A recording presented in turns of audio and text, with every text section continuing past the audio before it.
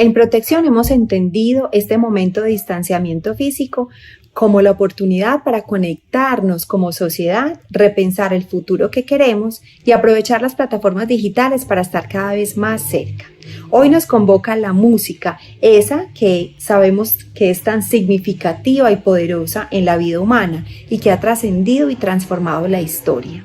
El rock, la salsa, el jazz y el tango son los 4 géneros que tendremos durante los próximos sábados en estas transmisiones, que inician el 15 de agosto y finalizan el 5 de septiembre.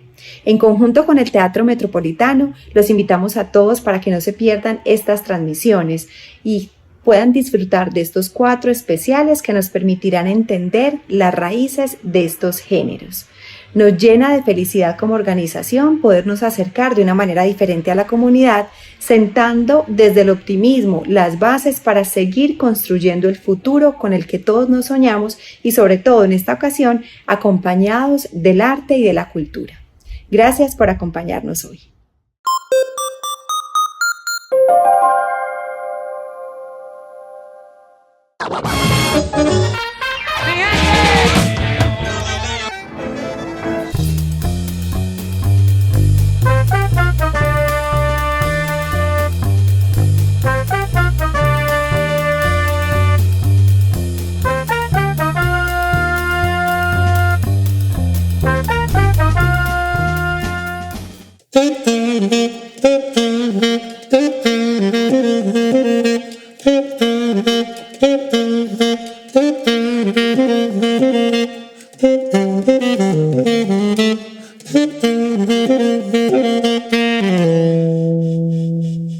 Jazz es música popular, la música popular norteamericana por excelencia.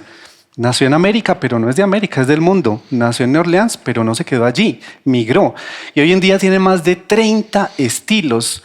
Por eso es muy imposible y casi difícil decir, hombre, no me gusta el jazz. Algo te gustará, desde sus inicios hasta la actualidad. José, ¿cómo estás? Muy bien, Cristian, muchísimas gracias. Qué rico que hablemos de jazz y qué rico que hablemos de todo lo que ha ocurrido desde el inicio de esta maravillosa música popular. Sí. Porque nuestra sociedad la ha elitizado falsamente. Pero la verdad es que el jazz nació humilde, pobre, muy parecido al tango. Sí. Nació por allá en Nueva Orleans. Esa historia empieza bien bonita desde que llegaron los colonos a Norteamérica y fundaron Jamestown, y después llegaron los franceses y fundaron Nueva Orleans. Y esa ciudad fue un crisol de cosas. Pasaron muchas cosas allí, ¿no? Muy interesante. Nueva Orleans era una ciudad, o es todavía, pero en aquellos momentos, en los inicios del jazz, en los orígenes del jazz, donde había muchas culturas. Ahí estaban los franceses, como tú decías, estaban los ingleses, estaban los italianos, estaban los irlandeses, estaban los españoles también, obviamente. Y estaban los afro, la comunidad afro que venía obviamente de diferentes regiones de África y también de las costas, de las islas. Muy importante decirlo, porque pues Nueva Orleans, aparte de ser un puerto y estar ahí al lado del río Mississippi, contar con lo que es un puerto, o sea, dinero, fiesta, rumba y demás, pues tenía mucha influencia, es un crisol, ¿no? Entonces tenía mucha influencia de todo lo que eran esas culturas. Y hay que recordar que en esa época estaban los industriales en la parte norteamericana, en la parte norte de Norteamérica, y estaban los agrícolas abajo. Y los agrícolas requerían mucha mano de obra para el algodón, para el tabaco, y de ahí el tema pues, de la esclavitud. Y como tú lo mencionas, no era solo de África, había de Haití, de Cuba, de México, entonces era una mezcla interesante. Bueno, y en esa ciudad se da el origen del jazz, específicamente en una zona que podríamos decir es de tolerancia o era de tolerancia en ese momento, porque en aquel entonces Nueva Orleans pues era un relajo de ciudad. Tú caminabas y había un teatro de ópera francés, pero al lado había una iglesia, había un prostíbulo español y había una mezcla de todo, y digamos que a los esclavos no se les permitía compartir nada hasta que llegó un punto en que se fundó un lugar que se llamaba Congo Square, la Plaza Congo, y allí pues ellos tenían como derecho a interpretar sus instrumentos y sus músicas. Pero este relajo era tal que un alcalde dijo, no, mire, vamos a concentrar esto en una zona de tolerancia, lo que se llamó el Storyville. Y ahí empezaron a surgir esas primeras aromas de esa nueva música hay que decirlo, con varias influencias de otras músicas, ¿no? El Claro. minstrel, por ejemplo, que eran Sí. los cantos que había pues entre familias donde se pintaban los negros de blanco, de blanco. y hacían como estas obras cómicas. Estaba también los spirituals, por supuesto, spirituals. que eran los cantos y respuestas de los campos de algodón. Sí, ¿cierto? los shouts, que eran como esos gritos también de los spirituals y los gospel también. de cierta manera. Exactamente. Estaba un primo hermano del jazz que es el blues. El blues. Surgiendo por ahí, que eran los cantos que no estaban dedicados como a Dios, que eran los spirituals, sino los cantos más populares. Y por supuesto también estaba el ragtime, que ha sido el único ritmo que surgió realmente en Norteamérica y que todos conocemos porque es la musiquita pues del teléfono, Ajá. con Scott Joplin. Scott Joplin. Pero allí surgió algo muy interesante y surgió de la mano de gente común y corriente, en especial el primero de ellos, el primer rey de la trompeta, Buddy Bolden, Buddy Bolden, sí. ¿cierto? Que le impuso un sabor diferente a esa música que no se sabía que era jazz. La Ajá. gente ni siquiera sabía que era eso, le decían otros nombres. Y allí empieza a surgir ese linaje y esas trompetas maravillosas, esos reyes de la trompeta, Buddy reyes. Bolden, Freddie Keppard, Freddie Keppard, claro. ¿cierto? El maestro King Oliver, que pues fue el maestro de Armstrong. El papá, él le decía, ¿no? Él le decía Sí, el mi papá. Ajá. Y bueno, ocurren cosas interesantes allí, pero esa primera música que sonaba también obviamente es uno de esos estilos y sonaba muy diferente a lo que la gente cree hoy en día que es jazz. Sí. ¿Por qué no nos interpretas algo, además con un instrumento que se usaba mucho en esa época, que era el clarinete? Sí. Muchos instrumentos quedaron de la guerra de secesión cuando la esclavitud fue, digamos, ya declarada no oficial, abolida. Eso fue en 1863 y quedaron en los campos muchos instrumentos. Ajá. Los esclavos recién libertos cogían eso y trataban de soplar como fuera y creaban esas polifonías, esos primeros sonidos del jazz. Y hay temas pues, muy importantes, Hay uno interesantes. muy conocido, incluso es de banda de marcha. Era muy común y todavía sigue siendo muy común las bandas marciales o las marching bands en Estados Unidos y sobre todo pues, en Nueva Orleans. Y hay un tema muy famoso que se llama When the Saints Go Marching In. No se sabe muy bien quién es el autor. No, es una historia que viene de los cantos de plantación. Exactamente. Y es algo así como...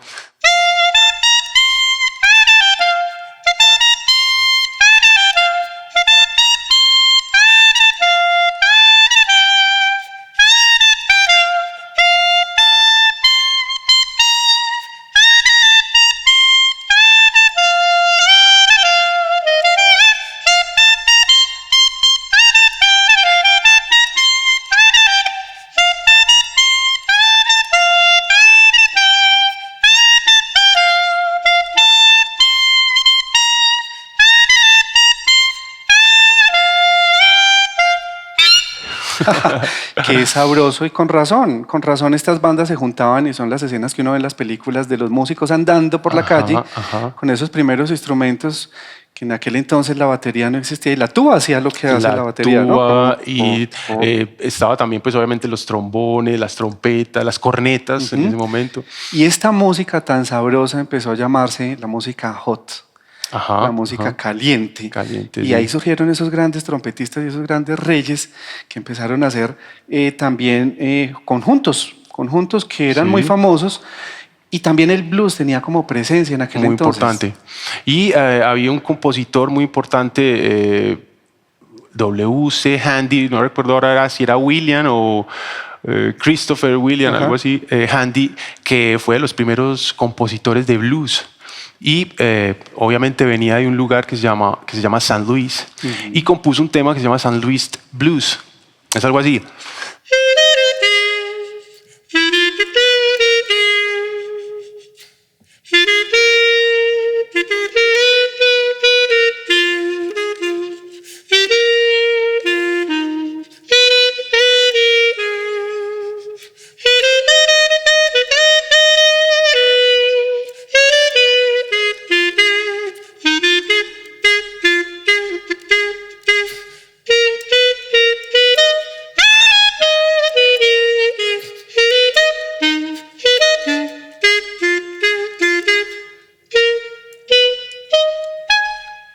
Qué maravilla. Toda esa riqueza musical y por eso es imposible decir que el jazz es de alguien, aunque muchos han dicho, yo me lo inventé. Sí. porque ocurrieron varias cosas interesantes para que eso saliera allí de New Orleans y saliera al mundo. Me parece que el primer paso importante es la primera grabación, que es en 1917. ¿Cierto? Que no fue hecha por un grupo de negros, sino por un grupo de blancos. Curiosamente, y es una historia muy triste, yo no sé si la conoces, pero el que estaba llamado a hacer esa grabación era Freddie Kephart. Freddie Kephart, sí. Freddie Kephart tocaba la trompeta y hacía unos efectos muy curiosos. En aquella época los instrumentos imitaban los animales. Sí. Entonces él tenía la risa con una sordina que era cuá, cuá, cuá, cuá. Pero él siempre temió que lo copiaran, entonces él tocaba con un pañuelo. Siempre se escondía las posiciones de la mano. Exactamente, entonces cuando le dijeron vamos a grabar, él dijo listo, pero faltando un día dijo no, yo no voy a exponerme a que me copien. Claro. Así fue como esa casa disquera se fue buscando a ver quién eran, digamos, los que tocaban y encontró un grupo, además de blancos, muy interesante. El Dixieland Jazz Band, que ellos dijeron, grabaron y ellos mismos dijeron que habían inventado el jazz, pero también lo dijo Jelly Roll Morton, lo dijo Paul Whitman, lo dijo un montón de gente, pero la verdad es que el jazz tiene mucho de muchas cosas y yo creo que la identificación más fácil es como una olla que ha recibido muchas influencias. Sí, hay una comida típica en Nueva Orleans. Ahora no recuerdo el nombre, pero es una mezcla como un sancocho y yo pienso que el jazz es así, incluso desde sus orígenes, porque los moros estuvieron en España por 800 años y después llegaron y dejaron muchas influencias, o sea que el jazz ha sido una música mezclada y mixta de muchas Entonces culturas. Imagínate, en 1917, cuando se graba por primera vez la primera producción de jazz, de esa música que ni siquiera se llamaba jazz en ese momento, y ni siquiera era con Z, sino era J-A-S-S. SS. Y el público conoció esos otros ritmos, y no solo el público norteamericano, sino hay que entender que eso se transmitía por barcos y demás, también llegó a Colombia, luego hablaremos de eso, pero digamos que fue importante. Y lo segundo, las migraciones, porque en Nueva Orleans se complicó la cosa, habían quitado la esclavitud, pero salieron unas leyes que eran terribles. Muy difíciles, sí. Entonces dijeron, vámonos de acá. Y se fueron a Chicago, a Kansas City, se fueron a Nueva York, lo que conocemos como los nuevos centros del jazz. Sí. Y ocurrió algo interesante con esos estilos, como el que escuchábamos, y es que un gran músico, Fletcher Henderson, dijo, hombre, así como las bandas están compuestas por 4 músicos, ¿qué pasa si yo pongo 2 trompetas, 2 saxofones y toquen? Pero él se dio cuenta que tocando lo mismo no sonaba sabroso. Entonces él se inventó esa fórmula para decir, bueno, mire, vamos a cambiar y que toquen lo mismo, pero cosas diferentes, las armonías que se complementen. Y se inventó el principio, el concepto de la Big Band. De la Big Band. Y con la Big Band, el swing. El swing, sí. Es una época maravillosa, ya estamos en los años 30. 30, aunque podíamos devolvernos un poquito a los 20, que también ayudó mucho ese estilo de Chicago, que fue como la primera migración, y después obviamente la influencia de Fletcher Henderson y de muchísimos compositores también como Duke Ellington, como Count Basie, como Benny Goodman, también como un intérprete del clarinete también que era llamado el rey del swing. El rey del swing. Y fue una época en donde la palabra swing era muy importante, o sea, vendían cigarrillos, brasieres, ropa con el nombre de swing, entonces, y además se convirtió en una música muy comercial.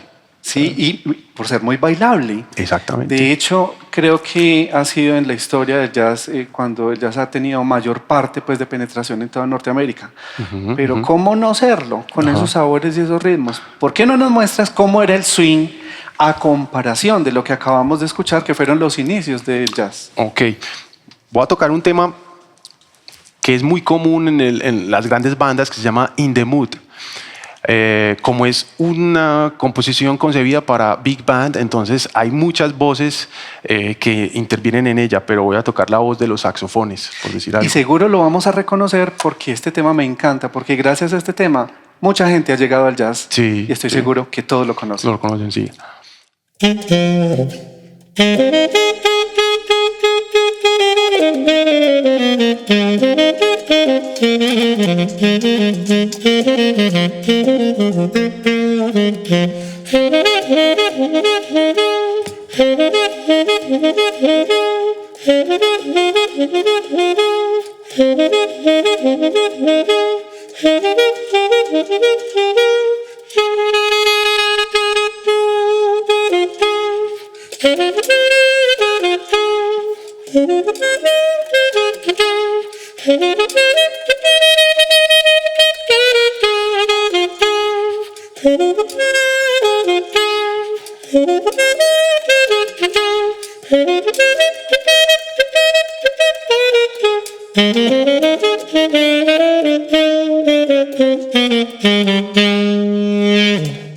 Bravo, me transportaste a esa época de Nueva York, por allá, Ajá. en esa calle fantástica, con esos ballroom, esos salones de sí. baile, porque esas bandas se juntaban y hacían guerras. Entonces era Count Basie contra Glenn Miller, Glenn Miller. y era toda la noche pues de rumba, pero no eran los únicos bares que existían, los únicos salones de baile, sino que era una calle repleta de gente talentosa. Y era algo muy complejo en esa época también, y empezó la segregación de cierta manera entre los mismos músicos, porque habían big bands de blancos y big bands de negros. Y, por ejemplo, Benny Goodman amaba y tenía muchos amigos negros y quería tener músicos negros, pero no lo dejaban. Entonces, a veces ahí empezó una cosa muy compleja que todavía estamos viviendo, Sí. y todavía se ve. Y que me parece muy interesante que lo menciones porque el jazz, aparte de ser una música, es un vehículo social también. Sí. Todos y a todos nos encanta el jazz y como música pues seguramente nos transmite muchas cosas, a muchos les transmite romance, les transmite alegría, pero hay que entender que el jazz también es un vehículo social y que los instrumentos no son, el saxofón no es el único porque mucha gente asocia también, Sí, sí. pero hay todos los instrumentos que se quiera y más ahora en las fusiones. Pero continuemos con la historia que esto está muy bueno. Sí. No sé si has visto que en las películas, como decías, en las grandes orquestas, el director se paraba y le decía al saxofonista todo bueno, y todos tocaban para un lado, para el otro. Los músicos dijeron, no, ¿qué es esto? Nosotros somos artistas, no somos allá pues como Tenemos el nuestra titiritero. propia voz. Claro, Sí. y queremos hacer otras cosas. Y surge otro estilo, justamente también, por allá finalizando los años 30, que va contra ese tema de la big band y contra el ver el músico como un títere y quieren mostrar. Sí. Y se junta, como decimos, la necesidad con las ganas porque se funda en Nueva York un lugar, el Minton's Playhouse, Minton's Playhouse, sí. dirigido por un músico también que les dice, miren, hagamos una cosa, vayan y cumplan allá con sus contratos. Los lunes, acaben su toque, que los espero, que acá hay comida y trago Ajá. gratis para todos. Y vengan y toquen acá lo que quieran. ¿Y sabes qué surgió ahí? Las jam sessions, Las jam. que se conocen en muchas músicas, como en la música latina como descarga, en fin, en el jazz, la jam session. Y se juntaban en ese lugar una gente que quería mostrar otras formas de hacer la cosa, como Charlie Parker, Dizzy Gillespie, Charlie Christian en la guitarra, Christian, Thelonious Monk, Thelonious. Bud Powell en el piano, un montón de gente, Roy Eldridge también. Bueno, El mismo Miles Davis comenzó ahí. exactamente. También. Pero sabes que como todo cambia en la vida, ya era una cosa muy diferente y sonaba Sí, muy diferente. completamente. Porque mientras lo que tú nos tocabas ahora, que era rico para bailar, Sí. aquí ya importaba era cómo se lucía el solista. Sí. Entonces ya no era una nota, sino en vez de una, 10. Muéstrame Sí. qué tienes, muéstrame de qué estás hecho. Sí. ¿Por qué no nos muestras algo del bebop? Bebop. Bueno, hay un tema muy famoso del bebop que hizo famoso el maestro Charlie Parker, pero que no sabemos bien si fue Miles Davis el que compuso el tema o Charlie Parker.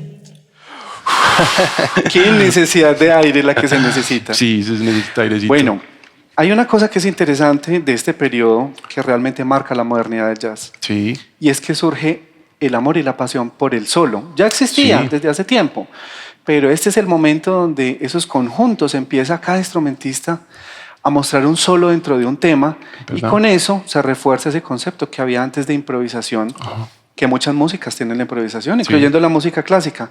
Pero hay que decir que el jazz es particularmente especial porque sin la improvisación no hay jazz. sí, es verdad. Y tú como músico, pues quisiera que me digas por qué es tan importante la improvisación.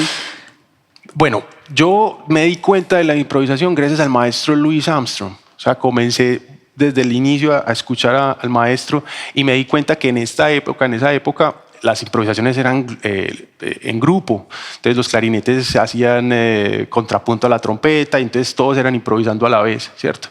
Hasta que llegó el maestro Louis Armstrong y dijo, no, yo quiero que en este punto haya una voz que sea mi voz. O sea, no quiero que todos estén opinando en lo que yo quiero opinar.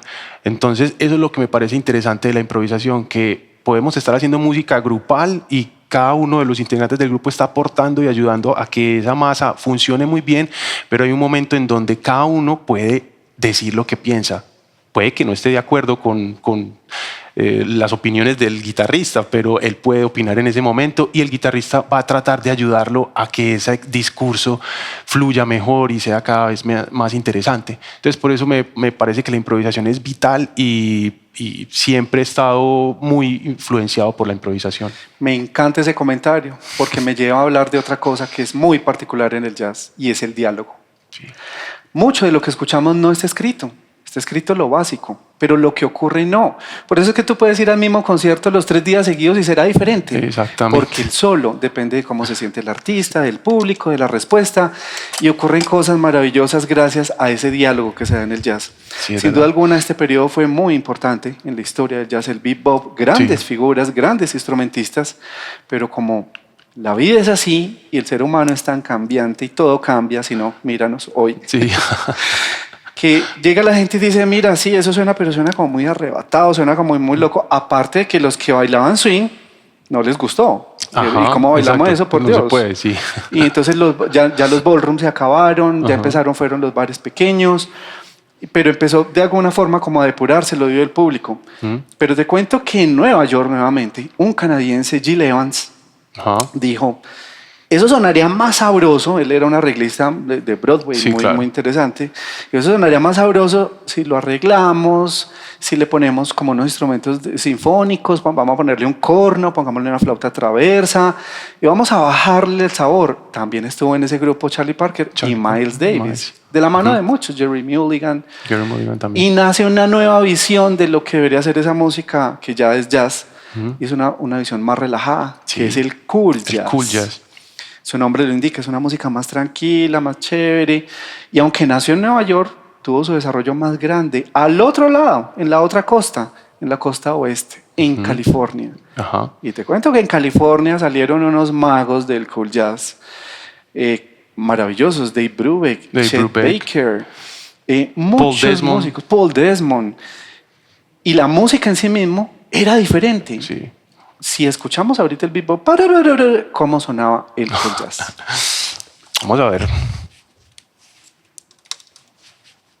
Take 5.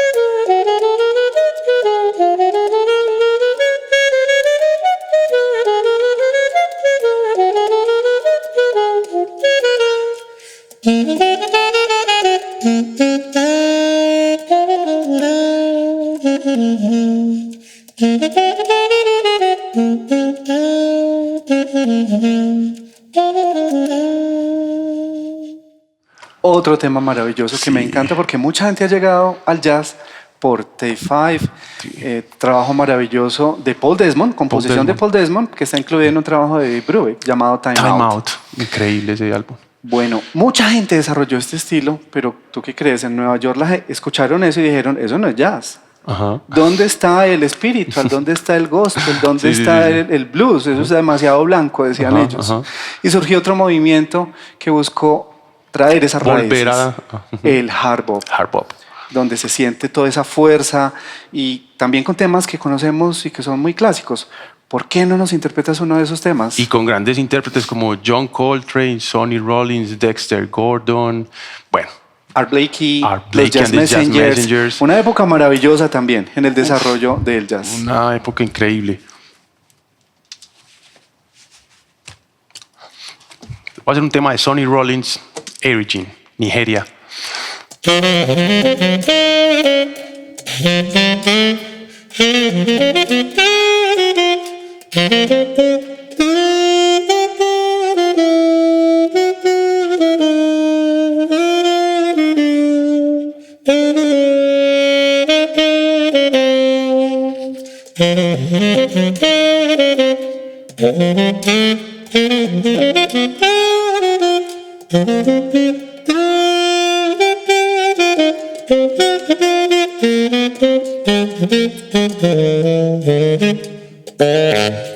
Wow, Sonny Rollins y toda esa fuerza de esa época, porque eso era lo que había, energía pura. Todos haciendo todos estos temas como para volver a resucitar lo que ellos consideraban era jazz, que no era el cool jazz. Ajá. Y sigue nuestra historia y sigue evolucionando, y por allá salió un personaje en los años 60 y dice, mentira, nada de eso que hemos escuchado es jazz. No, pues que el jazz es libre. ¿Y por qué lo atamos a la forma? ¿Por qué lo atamos a la melodía? Y surge el free jazz. El free jazz, de sí. la mano de Ornette Coleman, que es una cosa muy loca. Ya hay conjuntos con 2 baterías tocando, Con 2 baterías. solos de 40 minutos, Sí. un tema entero de 2 horas. Sí, en sí. fin, muchas cosas pasan. Ahí, por ejemplo, el maestro John Coltrane también fue importante, hizo un disco que también como a la par del maestro Ornette Coleman, que se llama Ascension, es una canción solamente que dura 40 minutos. Es una cosa de locos. Y también el maestro Ornette Coleman hizo pues, el Double Quartet, que es un cuarteto doble, pues, 2 contrabajos, 2 baterías, uno con un saxo, otro con trompeta y pues 2 pianos. Entonces, Y el jazz, que viene siendo un vehículo social, viene siendo un vehículo, ahora se vuelve un vehículo de reflexión espiritual. exactamente. Donde yo a través de mi instrumento lo que pasa es que oro, como John Coltrane mismo decía, yo oro y quien le guste esto, que ore conmigo. Y yo no Sí, sé si tú sabes que él es santo en una iglesia en San Sí, Francisco. Saint John Coltrane. Tiene una iglesia y demás, y bueno, muy interesante. Bueno, avanzan los tiempos y mira de todo lo que hemos hablado y llegan las fusiones. Muchos críticos dicen el jazz finaliza con el free jazz porque no hay nada nuevo. Yo difiero un poco, porque realmente el jazz empieza a fusionarse. Y gracias a eso es que encontramos la fusión, digamos, con el pop, donde está el smooth jazz, con el disco, donde está el acid jazz, con el rock. Con el donde rock, está sí, uf. el jazz fusión, Jazz fusión, por hay excelencia, mucho, sí. pues todo lo de Miles Davis que estuvo Miles, en todo ese periodo. Increíble. ¿Cómo suena eso un poquito? Hay una cosa muy interesante antes de tocar, y es que, por ejemplo, el maestro Miles pasó por casi que todas las Así épocas, es. desde el bebop hasta el jazz progresivo, digámoslo así. Y bueno, es muy interesante cómo ver cómo esta música fue evolucionando cada década. O sea, es muy, muy rápida la evolución. Entonces, que para las músicas clásicas, digamos, la evolución era mucho más demorada, era Sí. mucho más lenta. Entonces, muy interesante eso. Hay un tema de Miles Davis que se llama Tutu.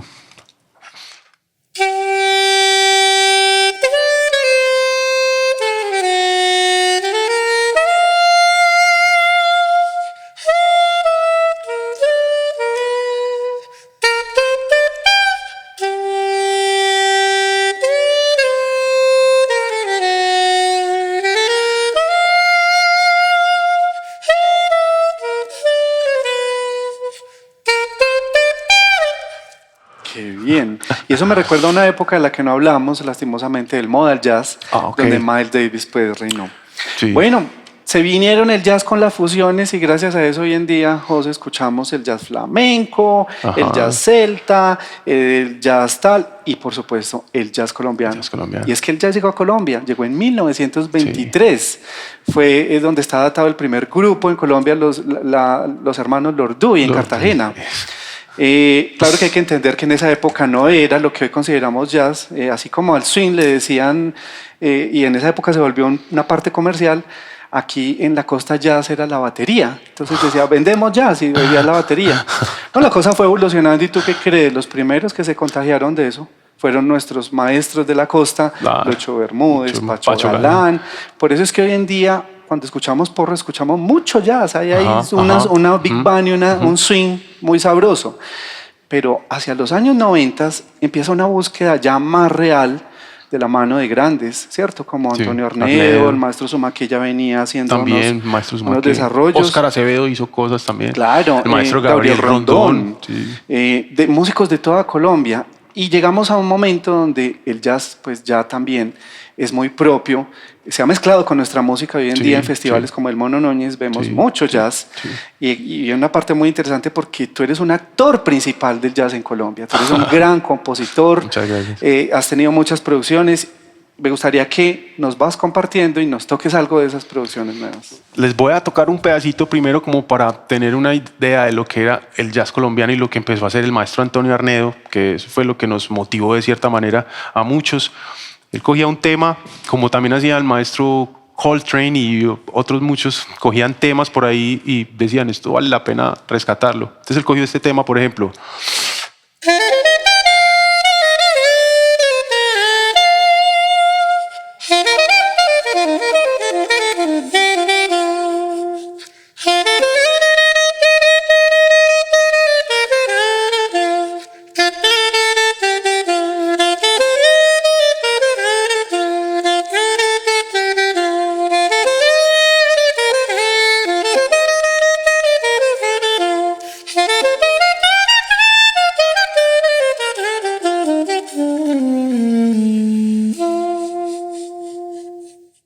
Cumbia Cienaguera y lo convirtió en un éxito y también El Pescador y La Piragua. Con todas esas armonías. Mi Buenaventura. Entonces sí, es una influencia muy importante y yo siento que todavía está muy fuerte su influencia. Para finalizar, ¿por qué no nos tocas uno de esos temas maravillosos que son de tu autoría? Perfecto, Cristian, muchas gracias. Voy a hacer un tema que se llama Merengue Bop, una mezcla entre merengue y bebop. Y bebop, lo que hablábamos ahora. Sí, señor. Qué maravilla.